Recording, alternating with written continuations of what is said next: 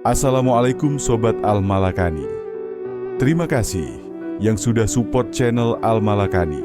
Semoga kalian semua dalam keadaan sehat dan dilancarkan rezekinya, amin. Amin ya robbal alamin.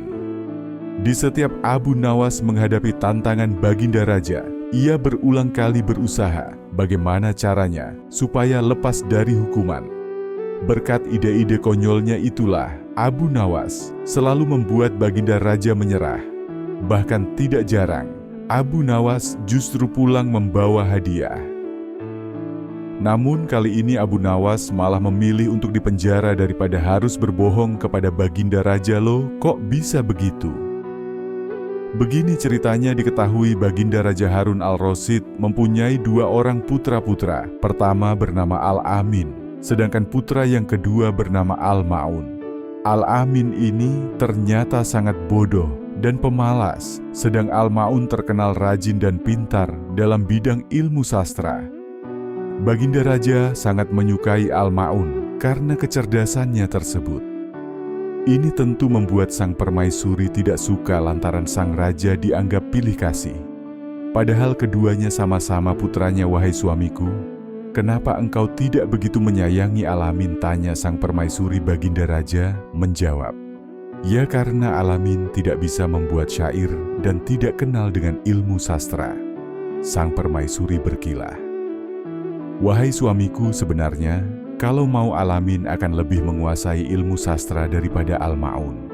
Sebenarnya Al-Amin lebih cerdas, ia hanya malah saja," tutur permaisuri membela Al-Amin. "Apa buktinya?" tanya Baginda Raja. "Baik, tidak lama lagi engkau akan melihat buktinya," ucap permaisuri merasa yakin. Lalu sang permaisuri memanggil Al-Amin. "Anakku, aku baru saja berdebat dengan ayahmu mengenai dirimu. Aku tidak rela kalau kamu dipandang sebelah mata dan dibanding-bandingkan dengan kakakmu yang bernama Al-Ma'un. Karena itu kamu harus bisa menandinginya. Mulai sekarang kamu harus tekun mempelajari ilmu sastra supaya menjadi seorang penyair yang hebat," kata sang permaisuri kepada Al-Amin keesokan harinya. Al-Amin pergi meninggalkan istana menuju ke sebuah tempat yang sunyi. Di tempat itulah ia mencoba mengasah pikirannya yang bebal. Ia berusaha menulis bait-bait syair tanpa seorang guru atau tanpa bimbingan. Siapapun beberapa minggu kemudian, setelah merasa mampu menguasai ilmu sastra dan menulis bait-bait syair, Al-Amin pun akhirnya pulang ke istana. "Jadi kamu sekarang sudah bisa menulis syair, putraku?" tanya sang permaisuri ketika menyambut kedatangan Al-Amin dengan gembira. "Sudah, Ibu," jawab Al-Amin. "Kalau begitu biar besok aku panggil Abu Nawas untuk menguji karya syairmu," tutur sang permaisuri. Esoknya pagi-pagi sekali, Abu Nawas sudah muncul di istana memenuhi panggilan sang permaisuri. "Abu Nawas, coba kamu dengarkan karya syair putraku ini," kata sang permaisuri dengan bangganya. "Baik, silakan," ucap Abu Nawas.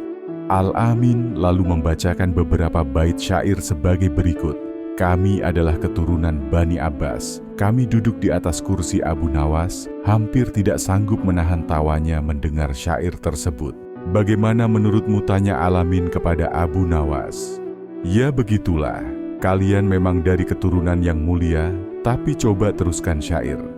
Selanjutnya ucap Abu Nawas penasaran. Lalu Al-Amin meneruskan membaca syairnya. "Kami berperang dengan pedang dan tombak pendek." Belum selesai meneruskan syairnya, Abu Nawas langsung mencegatnya syair. "Macam apa itu?" celetuk Abu Nawas yang sudah tidak mau berbasa-basi lagi. Al-Amin marah sekali. Mendengar cemoohan Abu Nawas tersebut, ia lalu menyuruh seorang pasukan istana untuk menangkap dan memasukkan Abu Nawas ke dalam penjara. Beberapa hari kemudian, Baginda Raja bertanya kepada pengawalnya, "Abu Nawas kok tidak pernah lagi kelihatan? Coba kalian panggil Abu Nawas di rumahnya untuk kemari," perintah Baginda Raja. "Ampun Paduka yang mulia, tapi Abu Nawas memang sedang tidak berada di rumahnya," jawab si pengawal. "Memangnya Abu Nawas pergi kemana?" tanya Baginda Raja. "Ingin tahu? Dia tidak pergi kemana-mana Paduka yang mulia, tapi dia sedang berada di dalam penjara," balas si pengawal. "Apa sebabnya dia di penjara?" tanya. Baginda Raja, heran Abu Nawas dianggap telah menghina syair yang dibuat oleh putra Baginda yang bernama Alamin ujar. Si pengawal mendengar penjelasan pengawalnya itu. Lalu Baginda Raja memanggil putranya yang bernama Alamin. "Wahai putraku, kenapa kamu memenjarakan Abu Nawas?" tanya Baginda. Raja Al-Amin menjawab begini, "Ayahanda, Abu Nawas telah berani menghina dan mengejek karya syairku." Baginda Raja tersenyum dan berkata, "Ya tentu sajalah, karena karya syairmu kan memang jelek." Abu Nawas itu seorang penyair hebat, jadi bisa menilai mana karya syair yang bagus dan yang tidak bagus. Lagi pula apa yang ia katakan itu jangan kamu anggap sebagai ejekan, melainkan sebuah kritikan yang harus kamu terima dengan lapang dada, ujar Baginda Raja menasehati. "Baiklah, kalau begitu, beri lagi aku kesempatan waktu untuk memperbaiki karya syairku," kata Al-Amin sambil beranjak pergi. Untuk kedua kalinya, Al-Amin pergi ke tempat yang sepi guna mengasah pikiran dan mendalami ilmu sastra agar bisa menulis syair yang benar-benar bagus, tidak seperti sebelumnya. Dan beberapa hari kemudian ia pun pulang ke istana.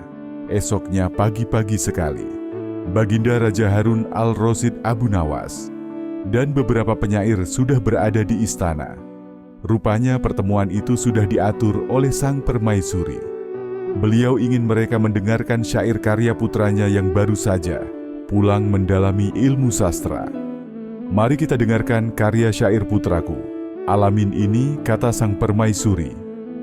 "Baik, silahkan," sahut Abu Nawas. Al-Amin pun mulai membaca syair karyanya. "Hai binatang yang duduk bersimpuh, rasanya tidak ada yang setolol kamu. Kamu seperti hidangan kinafah yang diolesi dengan minyak biji haral dan minyak sapi yang kental seperti warna seekor kuda."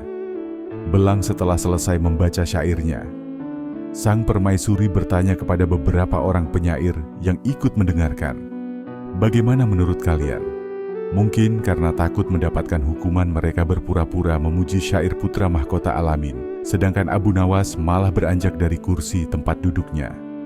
"Kamu mau kemana, Abu Nawas?" tanya Baginda Raja.